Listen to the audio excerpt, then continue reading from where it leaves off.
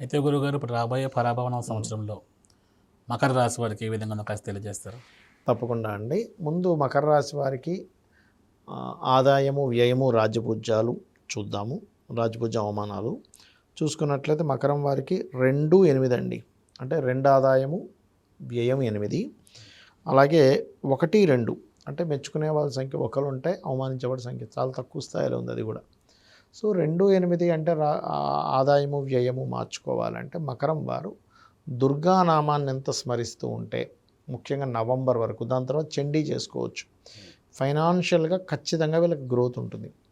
మరి వ్యయం తగ్గాలి అంటే శనగలు దానంగా ఇవ్వడం కానీ, దగ్గరలో ఉండే ఆలయాల్లో పసుపు, గంధం లాంటివి కైంకర్యం కోసం ఇస్తే ఖచ్చితంగా ఇంకొక రూపంలో మీకు ఖర్చు అయిపోవాల్సింది. ఇప్పుడు మీరు ఇక్కడ ఖర్చు పెడుతున్నారుగా, పసుపు ఏదో కొని తీసుకొచ్చి ఆ రూపంలో దోషం అనేటువంటిది పోతుంది. ఇప్పుడు ఎలా అంటే ఎవరికైనా హార్ట్ రిలేటెడ్ ఇష్యూస్ ఉంది, దాని ట్యాబ్లెట్ ₹10 ఉందనుకుందాం, వేసుకుంటే హార్ట్ అటాక్ రాదు, మనిషి సేవ్ అవుతాడు. ఏంటంటే ఈ ₹10తో సేవ్ అవుతాడంటే ఆ ₹10 సేవ్ చేస్తుంది. అలాగే ఇక్కడ కూడా ఆ గంధము, ఆ పసుపే వీడిని సేవ్ చేస్తుంది ఎక్కువ ఖర్చు అవ్వకుండా. అర్థమైందండి?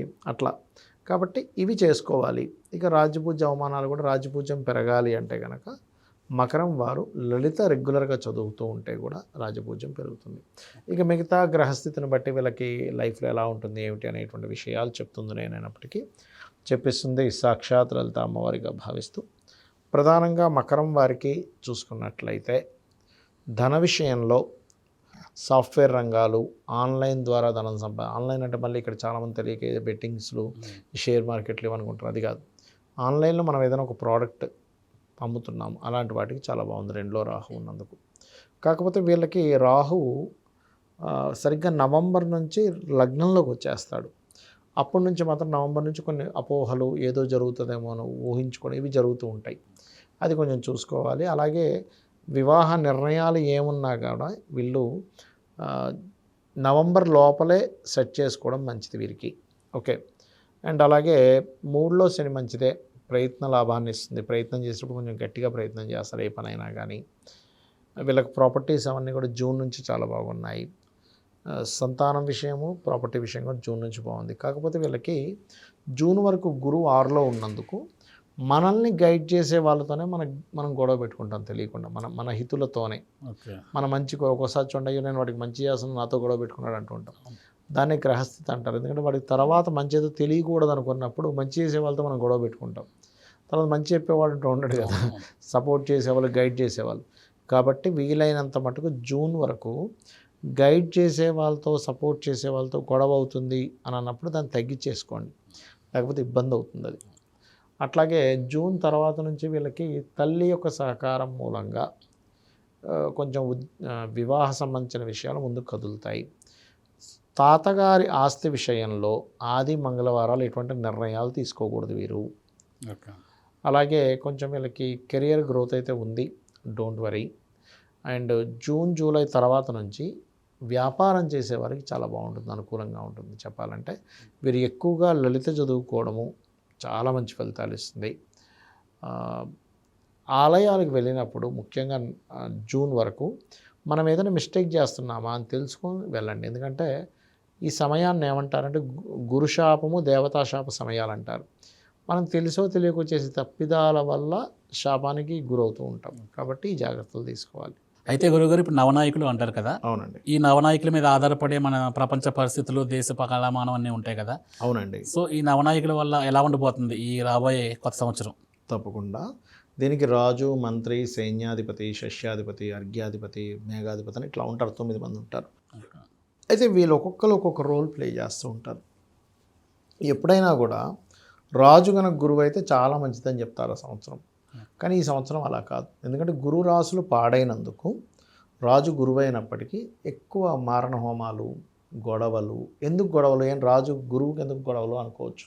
మంత్రి కుజుడయ్యాడు అంటే ఆలోచనాకారకుడు కుజుడయ్యాడు. ఇప్పుడు ఏదైనా గొడవ వస్తే మనం ప్రశాంతంగా ఉంటే ప్రశాంతంగా మాట్లాడతాం, అది అగ్రెసివ్గా ఉంటే ఫస్ట్ కొడేస్తాం వెళ్ళిపోయి. ఎందుకు అంటే ఆ అగ్రెసివ్ నేచర్లో మనం ఉన్నాం కాబట్టి, అగ్రెసివ్గా ఉన్నాం కాబట్టి ఆ ప్రభావం చూపిస్తూ ఉంటుంది. కాబట్టి ఇక్కడ ఏంటంటే రాజు గురువు అయినప్పుడు ఏంటంటే దేశపాలనా పరిస్థితి మీద చెప్తూ ఉంటుంది. అయితే ఈసారి గురువు యొక్క స్వరూపం మారిపోయింది కాబట్టి చిన్న చిన్న విషయాలకి మిస్కమ్యూనికేషన్స్, గొడవలు, ఈ ముఖ్యంగా ఈ యుద్ధాలు ఇంకా పెరగడం, ఓకే. పెరిగి తద్వారా యుద్ధ విమానాలు ఎక్కువగా డెస్ట్రాయ్ అవ్వడం, కొన్ని వాయు సంబంధించిన ఇబ్బందులు రావడం, సడన్గా క్రాష్ అవ్వడం, షేర్ మార్కెట్ క్రాష్ అవ్వడము, లేకపోతే ఇంటర్నెట్ క్రాష్ అవ్వడము, శాటిలైట్స్ కొన్ని సడన్గా పనిచేయకపోవడము, సిగ్నల్స్ కట్ అవ్వడం ఇట్లాంటివి జరుగుతూ ఉంటాయి. అదేవిధంగా కాస్త యుద్ధాలు కూడా పెరుగుతాయి. చిన్నగా ఏముండదు, చాలా పెద్ద స్థాయిలో ఉంది యుద్ధాలు చెప్పాలంటే, ఎందుకంటే మంత్రి కుజుడైనందుకు. అలాగే సేనాధిపతి చంద్రుడయ్యాడు. సేనాధిపతి చంద్రుడైనప్పుడు ఏమవుతుందంటే ఒక్కోసారి ఒక మనిషి కొట్లాడితే మనం అది పర్ఫెక్ట్ రీజన్ ఉందనుకోండి. ఇప్పుడు చిన్న ఎగ్జాంపుల్, బాహుబలి సినిమాలో వాడు ఫైట్ చేస్తుంటాడు, అది మనకి తల్లి కోసం పోట్లాడుతున్నాడు కరెక్ట్ అనిపిస్తుంది. కొన్ని సినిమాల్లో కామెడీగా కొట్టుకుంటూ ఉంటాడు, ఏంట్రా ఇక్కడ ఎందుకు ఫైట్ పెట్టాడు, ఇప్పుడు అవసరమా ఎలివేషన్ అనిపిస్తుంది. అట్లా ఏంటంటే చంద్రుడు సేనాధిపతి అవుతున్నప్పుడు ఏమవుతుందంటే అసలు అవసరమా, వీళ్ళు ఎందుకు గొడవలు పెట్టేసుకుంటున్నాయి దేశాలు చిన్నపిల్లల్లాగా ఉన్నారేంటి వీళ్ళు, వాడు ఏదో అనగానే వీడు వెళ్ళిపోయి యుద్ధం వేసేస్తున్నాడు, వీడు రైఫిల్ వేసేస్తున్నాడు, అలాగ అనిపిస్తూ ఉంటుంది మనకి సేనాధిపతి చంద్రుడైనందుకు. అండ్ అలాగే సస్యాధిపతి అంటారు, అంటే క్రాప్స్, పంట సంబంధించిన బాగు ఉంటాయి, కొన్ని పంటలు విపరీతంగా డిస్టర్బ్ కూడా అవుతాయండి. క్రాప్స్ కారకుడు గురువు అయ్యాడు కాబట్టి ఈ సంవత్సరం, అంటే గురువుకి శుక్రుడికి ఇద్దరికి వచ్చింది కాబట్టి ఆ రకంగా ఉంటుంది. అదేవిధంగా ధాన్యాధిపతి కూడా బుధుడయ్యాడు. ధాన్యాధిపతి బుధుడైనందుకు ఏంటంటే విపరీతమైన కమర్షియాలిటీ ధాన్యానికి పెరుగుతుంది. పప్పులు ఉప్పుల రేట్లు మనం ఎప్పుడూ ఊహించనట్టుగా, ఎప్పుడూ చూడలేదు ఇంత రేట్లు అనేటువంటిగా చూస్తాం మనం, పప్పులు ఉప్పులు ఇవన్నీ కూడా. అంటే మనం తినే ధాన్యపు సంబంధించిన విషయంలో చాలామంది సాఫ్ట్వేర్ ఎంప్లాయీస్ కూడా ఈ సంవత్సరం మీరు చూడండి, ఈ సాఫ్ట్వేర్ జాబ్స్ పోయాయి కాబట్టి ఇవి ఎప్పుడు ఎలా ఉంటాయో తెలియదు కాబట్టి శుభ్రంగా 10 ఎకరాలు లీజు తీసుకొని నేను సాగు చేసుకుంటానే దాంట్లోకి వెళ్ళిపోతారు. ఓకే. అండ్ అలాగే అర్ఘ్యాధిపతి అంటారు, అంటే ప్రైజెస్ ఎలా ఉంటాయి చంద్రుడికి వచ్చింది. చంద్రుడు ఒకరోజు నీచపడితే ఇంకో రోజు ఉచ్చు పొందుతాడు, ఇంకో రోజు పాపగ్రహంతో ఉంటే డౌన్ అయిపోతాడు, శుభగ్రహంతో ఉంటే బాగా పెరిగిపోతాడు. చంద్రుడికి ఏంటంటే సిచ్యువేషన్స్ని బట్టి మన మైండ్ మారిపోద్ది. చూసారు, మన మైండ్ ఎలా ఉంటుంది, మనసు బాగుంది సిచ్యువేషన్, మన మనసు ఆనందంగా ఉంటుంది, సిచ్యువేషన్ బాగాలేదు మనసు ఆందోళనగా ఉంటుంది. అంటే మనసు కంటూ సపరేట్గా ఏముండదు, సిచ్యువేషన్ బట్టి మనసు స్పందిస్తూ ఉంటుంది. అలాగే ఈ ప్రైజెస్ కారకుడు చంద్రుడు అయ్యాడు కాబట్టి ఇవాళ ఉన్న రేటు రేపు ఉండదు, రేపు ఉన్న రేటు వారానికి ఉండదు, వారానికి ఉన్న రేటు మళ్ళీ ఆ పై వారం ఉండదు. ఆ రకంగా రేట్స్ మారిపోతూ ఉంటాయి. ఈ సంవత్సరం మీరు అది చూస్తారు. అదేవిధంగా మేఘాధిపతి కూడా చంద్రుడు అయ్యాడు. చంద్రుడు అయినందుకు వర్షాలు బాగా పడతాయి. కాకపోతే కొన్ని దేశాల్లో అసలు ఇది నిజం మేఘమా, ఈ యుద్ధం వల్ల వచ్చిన మేఘమా అన్నట్టుగా ఉంటుంది. కొన్ని రోజుల పాటు ముసురు పట్టుకున్నట్టుగా ఉంటుంటాయి. కొన్నిసార్లు విపరీతంగా వర్షపాతాలు ఉంటాయి, మంచి కురవాల్సిన ప్లేస్లో మంచి జల్లులు పడతాయి. కాకపోతే కొన్నిసార్లు మాత్రం 10-15 రోజులు అలాగ వర్షం ఉంటుంది, చూసిన మేఘం పెట్టేసి అలా కూడా ఉంటుంటుంది. ఇక అదేవిధంగా చూసుకున్నట్లయితే రసాధిపతి అంటారు. సో రసాధిపతి అంటే పాలు, నెయ్యి మరియు అదేవిధంగా లోహాలు, ఇవన్నిటికి కూడా శని వచ్చింది ఆధిపత్యం. శని రావడం వల్ల, అదేవిధంగా నీరసాధిపతికి ఏమో గురువుకి రావడం వల్ల ఒకసారి ఈ లోహాలు ఇవన్నీ విపరీతమైన రేటు ఉంటే ఒకసారి బాగా తగ్గిపోవడం, అసలు ఏంటి ఎప్పుడేం జరుగుతుందో అర్థం కాని పరిస్థితుల్లో ఉండడం లోహాల్లో, ఇట్లాంటివన్నీ కూడా జరుగుతాయి.